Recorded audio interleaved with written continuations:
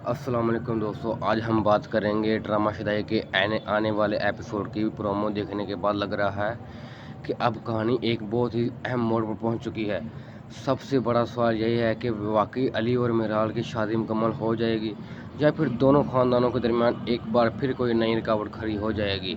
अब तक हमने देखा कि ख़ानदान का इख्लाफात आना है दोनों की ज़िंदगी को आसान नहीं होने दिया, और यही मसला आने वाले एपिसोड में भी सामने आ सकता है।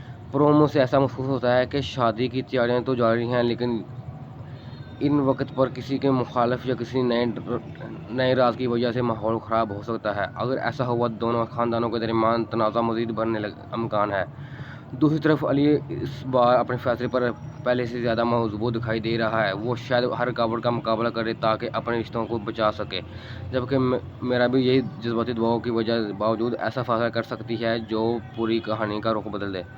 तो दोस्तों, मुझे तो ये ड्रामा बहुत अच्छे है, और आने वाला ड्रामा जो है मुझे बहुत हैरान कर रहा है। मेरी नज़र में आने वाला एपिसोड जज्बाती, सस्पेंस और फैमिली ड्रामे से भरपूर होगा।